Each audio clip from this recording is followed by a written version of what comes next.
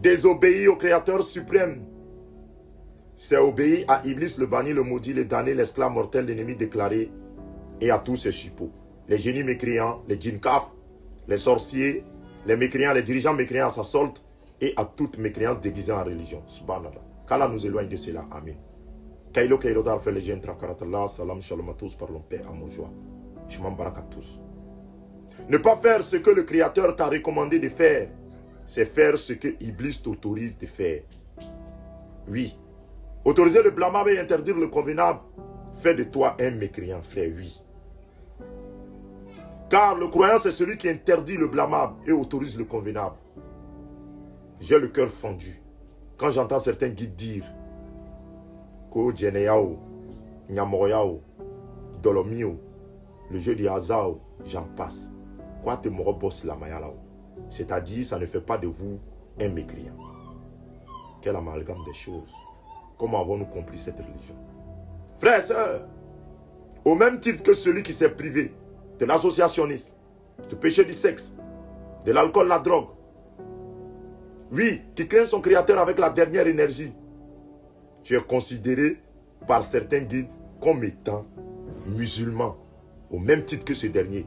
Toi, qui ne te gênes pas quand il s'agit de forniquer, quand il s'agit de consommer l'alcool, la drogue, toi qui es toujours en train de jouer les paris sportifs, toi qui es toujours accroché au jeu du hasard, tu te sens conforté quand tu entends ce genre de propos venant de soi-disant guides religieux spirituels en griffe. Frère, laisse-moi te dire que c'est une ruse du diable. Vois-tu, le fait de consommer l'alcool, de faire tous ces interdits, te suspend de la religion. Te suspend de la religion au minimum 40 jours. Pareil pour le péché du sexe, l'adultère, la fornication, l'associationniste, j'en passe. Font de toi quelqu'un qui est impur. Oui, car la prière, vois-tu, ma soeur, mon frère, est réservée aux croyants. Celui qui est pur, ou celui qui recherche la pureté.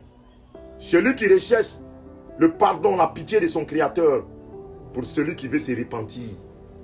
Pour celui qui regrette ses péchés et vices, qui veut utiliser la prière, l'adoration, comme un canal pour le devenir meilleur. Oui, pour celui qui, même quand il baigne dans le péché, n'encourage pas les gens à pratiquer ce péché, qui le fait avec discrétion, qui pleure ses péchés en cachette, qui dit, hé Seigneur, aide-moi à sortir du péché du sexe. Aide-moi à arrêter de consommer l'alcool, la drogue, la cigarette. Pas pour celui qui dit, c'est écrit où? Que la cigarette, l'alcool, la drogue est interdite. C'est pas pour celui-là, oui. C'est pour celui qui craint le Créateur, oui. Donc, chers tous, ne baignez pas dans le péché croyant que vous allez profiter de la miséricorde de Dieu. La miséricorde de Dieu se mérite. Oui. La miséricorde de Dieu profite à celui qui la recherche. Oui. Chers tous, chers guides, s'il vous plaît, arrêtez d'encourager.